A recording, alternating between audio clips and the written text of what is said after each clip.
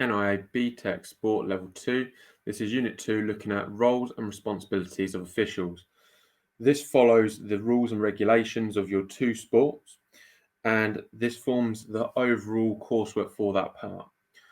So for this, we need to look at the roles and responsibilities of two officials, and this should follow on from the two sports that you chose in looking at the rules and regulations. For this, it is up to a distinction in terms of grading. We have the pass, where you're describing the roles and responsibilities. The merit, you're going into further detail and explaining. And then for the distinction, you're comparing and contrasting. Now, it's important to remember that the rules and regulations on the previous videos contributes towards that merit and distinction. So you would have to make sure that you do it in both rules, regulations, and the roles and responsibilities. And you must keep the same two sports that you spoke about before. So looking at the screen, we've got a picture of a football referee and a tennis umpire. So straight away, we can see visually there's differences between the two, and the terminology that we use is different as well. In football, we refer to the official as a referee, whereas in tennis, we refer to him as an umpire. In every sport, you'll have one or more official running the game, ensuring that the rules and regulations are applied fairly. They need to make sure they do this, whether it is in a competition, a match, a festival, or a tournament. We'll start by looking at a football referee, because we know that the majority of our students are looking at football. Not all of you are, but we'll use this as the example within this video. So looking at a football referee, we'll work from the bottom up. So if we start off with, these are some of the questions that you'll need to answer within your assignment or to think about. So first of all, what training or qualifications do you need to be a football referee or official within your sport? A good place to look would be the national governing body, which you should have researched within your previous assignment or previous work with the rules and regulations. It would also be worth looking at local organisations. So for football, looking at Northamptonshire FA, seeing if they run courses and what the prerequisites are. How old would you have to be? And what is the different scales of the qualifications? So within football, there are different levels of referees, and you'll have to be at a certain level to referee at certain standards. After that, I'd then look at the uniform and equipment. So here we have a referee that's wearing a blue shirt, and that's in the Premier League. However, traditionally, referees normally wear a full black uniform. Think about the equipment that they're going to need. So a watch, whistle, they're going to need linesman flags. They're also going to need to make sure they've got some sort of football boots on as well, and potentially other equipment. So in here, we've got a headset because of VAR discussions with the fourth official at an elite level. We've got line spray as well. They're going to need yellow and red cards and so on, and something to be able to record the scores and any disciplines on. Then think about what does the official have to do before a match.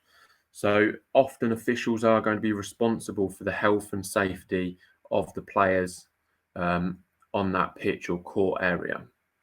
So in football, you're likely to see the referees checking the nets, checking the pitch to make sure that they're suitable, potentially checking the players' equipment, make sure the players don't have any jewellery on, or making sure that the studs are acceptable, and making sure they're wearing shin pads and so on.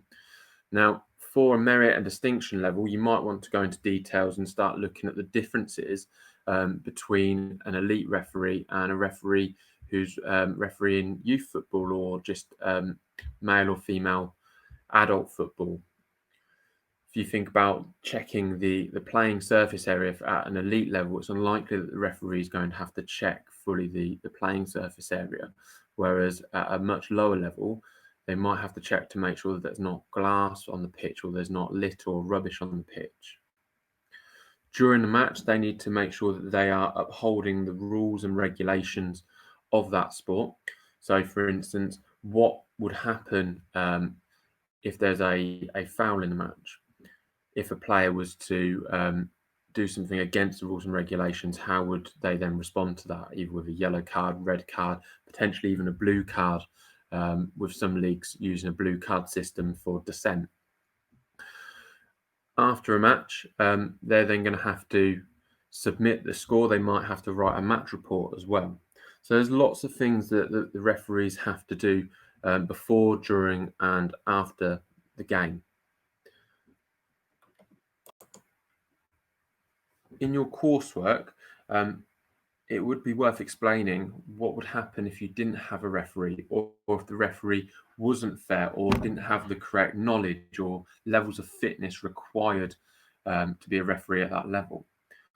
The compare and contrast, you could discuss the levels of fitness required for different referees. So a linesman and the main referee in football is going to be slightly different, but also if you compare them to a tennis umpire, they're going to be very different again. On your screen now, we have an example here that's been taken directly from BTEC. This was an example of learner marked work from 2012. So there might be some differences now with changes in the game, but this gives you an idea, and this is a football example of the sort of standard and the things that you should be writing about within your coursework piece. This actual candidate and student got a distinction. You won't necessarily see the distinction standard within this section because that is mainly about comparing and contrasting, but you can see here that you've got at least the merit with the explanation, and this is just a small snippet. This is not the overall coursework. So please feel free, pause the video, make some notes, take a little look at the quality of this work, and think about what you're going to write about yourself with your own two sports. Here we have a second example. This is from the exact same candidate that was marked by BTEC and gives evidence as learner marked work. This is talking about football with the fourth official. So it is important that you discuss the different referees within that sport, different officials. So within football, talking about the main referee, the linesman, the fourth official. If there are then referees in the VAR box for professional level. So again, pause the video, have a little read through. This is a smaller snippet. This is probably about 50 to 75% of the work. And here is the final example. So again, from the same student and candidate back in 2012, this is a small snippet of their comparison. This work was of a distinction quality. Their two sports were tennis and football. So again, pause the video, make some notes, have a little look so you can see the sort of things that they're discussing and talking about with their comparison of the two different sports.